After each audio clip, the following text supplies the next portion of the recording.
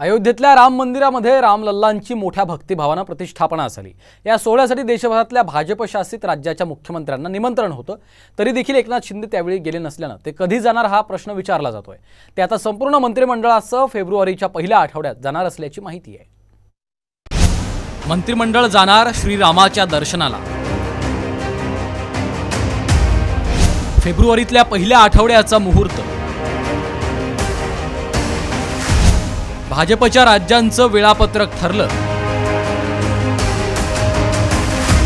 22 जानेवारीला अयोध्येत धूमधडाक्यात राम मंदिराचं लोकार्पण झालं।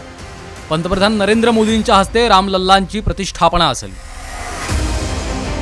या सोहळ्यासाठी महाराष्ट्राचे मुख्यमंत्री एकनाथ शिंदेंनाही निमंत्रण होतं, पण शिंदे त्या दिवशी अयोध्येला गेले नाहीत। नंतर रामलल्लांच्या दर्शनासाठी जाणार असल्याचं त्यांनी सांगितलं होतं।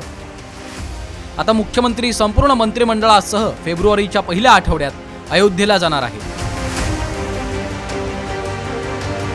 भाजपनं रामलल्लांच्या दर्शनासाठी मेगा प्लान तयार केलाय।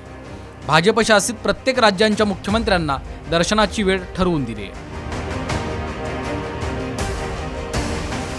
31 जानेवारी त्रिपुराचे मुख्यमंत्री माणिक साहा आपल्या मंत्र्यांसह दर्शनाला जाणार आहेत। 1 फेब्रुवारी उत्तराखंडचे मुख्यमंत्री पुष्कर सिंग धामी आणि त्यांचे मंत्री दर्शनाला जातील।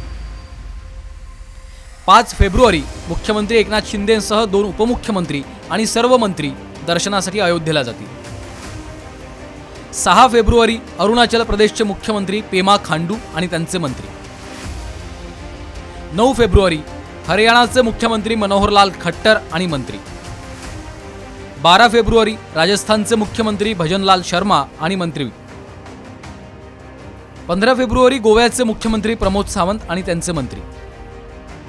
22 फेब्रुवारीला आसामचे मुख्यमंत्री हेमंत बिस्वा शर्मा आणि मंत्री। 24 फेब्रुवारीला गुजरातचे मुख्यमंत्री भूपेंद्रभाई पटेल दर्शनाला जातील आणि 4 मार्चला मध्य प्रदेशचे मुख्यमंत्री मोहन यादव आणि मंत्री दर्शनाला जाणार आहेत। वेळापत्रकानुसार एकनाथ शिंदे आणि त्यांचं मंत्रिमंडळ 5 फेब्रुवारी रोजी अयोध्येत जाऊन रामलल्लांचं दर्शन घेणार आहे।